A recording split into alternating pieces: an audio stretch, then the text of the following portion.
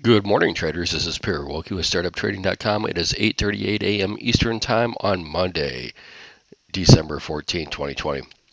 So we have a little bit of a gap coming into today's session from the Sunday night open and the futures, but we really haven't done too much since we gapped up, right? So our first 30-minute bar for the ES basically had a 10.5 point range that was from 36.67.5 up to 36.78. We progressed basically sideways through that up until around 5:30 a.m. this morning when we tried to look up above that area to see what's going on. So far, we've been holding that around that previous high from the first 30-minute bar open, but I wouldn't put too much weight into that. But basically, we're between 36.74 half and 36.92.75 is the zone that we're currently in.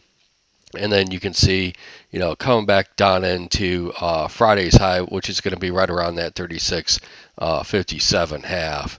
The high was actually 57.75, and then we'll see the settlement was down there at 53.50. So we got about a 26 point gap right now if we were to open, and then we'll also watch as we come into the bell, as we did one day last week, where we've made a high above the previous session's highs, right, above the value area and everything else. And as we come back in, right, to see if we start getting a downtrend line, if that takes out this low, right, there's one thing that we want to see happens, right? Either you get a gap and a go, as we say. So in other words, this gap holds and you just keep short squeezing today, right? Or the gap doesn't hold, you fill the gap, and then you can just kind of meander around above Friday's range a little bit. Or you get a completely gap and crap, right? Which would get you down to basically 36.35 to 36.24 during today's session. Those are really the three scenarios I'm looking at. If we do hold this gap, right, the first real resistance I'm looking at is 36.92.75. That's where we sold off from last week, more than once. And then, we've got basically all-time highs at 37.14.75 up here. So, and that's going to be up in that R4 range today. So I don't know if we're actually going to, even if we do get the gap and go, if we're going to be able to hold an all-time high today. So as we look back real quick at the longer term chart here, remember we've got 37.38. It could have print sometime this week, but that's going to be the real test for the market as we get up into this area of the chart, right? Whenever it happens, whether it's this week, next week, 4 weeks from now, whenever it is, that's going to be the real test of the market to see if we stall around that area and just keep printing sideways, right? Or if we start meandering up towards basically 4,000 and then up to 4,200 after that. So as what I'm looking at right now is if we, show where we're at in this extended session, if we were to open up where we are currently, we're going to be, this is Friday's action over here. This is Monday's action. We're, leaving these traders down here. We're back up in this previous breakout area that's basically, we'll just call it 36.70 up to 37.14. That's only 45 points basically of a window that we're trading in just under an all-time high. So as we are consolidating in this range, right, we can get here. And we may or may not get some presidential election outcome results today when the Electoral College votes. Don't get too caught up in the news, right? Let the charts tell you what's going on. If I've been using predictit.com. They pulled down their betting odds basically last Friday, saying it was over. But nothing's over until basically January 20th at noon when whoever is the next president gets sworn in. But what I'm trying to tell you is the market really don't give a shit about any of that right now. So neither should you if you're trading, right? If for other reasons, if you want to care about it, that's up to you. But the market does not care one iota about any of that at this point in time. So what you want to do is you want to watch where the price action is, where the traders are focused at, right? And that's all you need to know. You don't really even know what the news is ever in life. You can just follow the chart patterns and the technical sequences. That is the crowd, right, telling you what's going on with the prints. So as we look at all the indexes real quick, we can see that they're all above Friday's bell high. And as we look at, really where we're going, holding the gap well, holding the gap well. The NASDAQ, right, it's the only one that's even got below basically the first 30-minute bar in the overnight session. It had that little bit of a sell from just underneath 12,457. It printed 12,453.50 so far in the overnight session. And it's just still in there. So they're all holding these gaps pretty well. So like I said, as we come off of these highs, right, since we've had a little bit of a shake and bake here, let's see what happens with it. Let's see if we can get any sequences developing from these highs that'll take out these lows. But again, for all these indexes, that's the same game you're looking at. Does the initial gap hold? So far for the NASDAQ, the answer is no. Does the previous range from the Friday, in this case, does that hold? So far for everybody, including the NASDAQ, the answer is yes, right? So the first test will be just getting back to Friday's range. The second thing will be for the bears. This is the milestones they have to reach. They have to take out the first 30-minute bar open, check for the NASDAQ. They have to get back into Friday's range. Then they have to get to the settlement areas. And then really what they'd like to do is test the lower end of the distribution. So that's the bearish case. The bullish case would just be the opposite. They just have to do the opposite of that.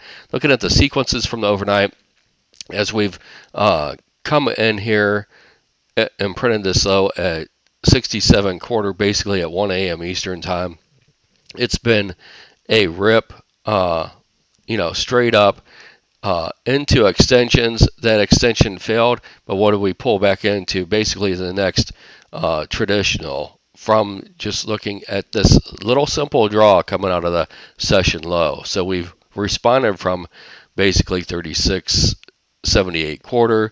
That target, if it holds, is going to be up to 36.89. So what we're watching here for the bears, right? Let's give them a chance. They still trade too. You got 80, 81, and 82 all in the quarters, right? That the bears are going to try to sell into as we get back up there. And they really don't get broken until you make out another all-time high, or not an all-time high, but get over these sequencings, right? Make a new high for the session.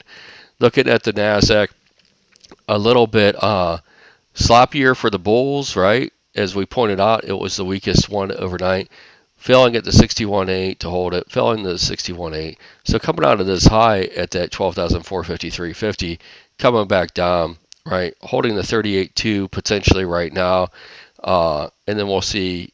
Again, I wouldn't get too caught up in these little draws, holding or not holding until you get up here. But these are the levels that they're going to try to draw in.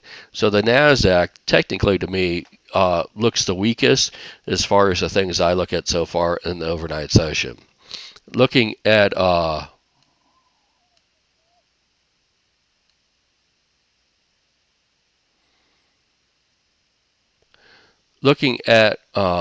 really what's going on here,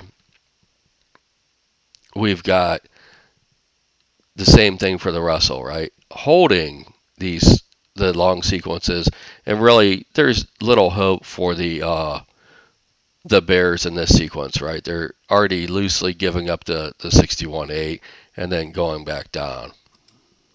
So looking at all the sequences real quick, just looking at some bigger time frame levels.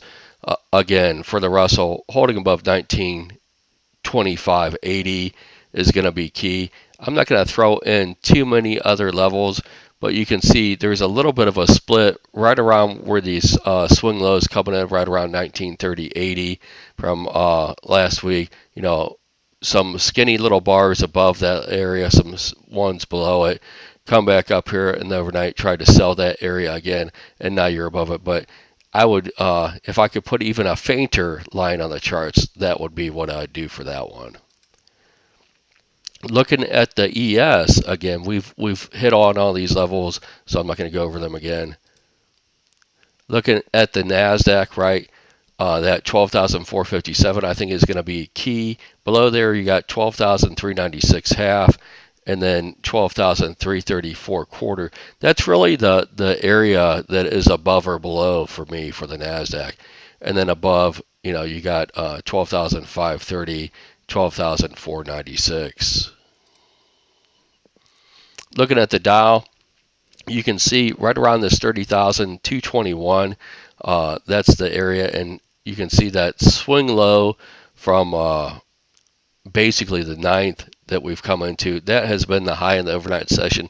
That's a pretty obvious reference, so I'm not going to put too much weight into that, but 30,221, 30,164, 30,106, and then you can see that, this is really the gap that it had last night, opening up right around this 30,051, and you can see, that gap's going to be down to 29,967. So looking back at all the indexes, putting a little bit of wraps of the thoughts for the day on this. Again, watch these different zones, right?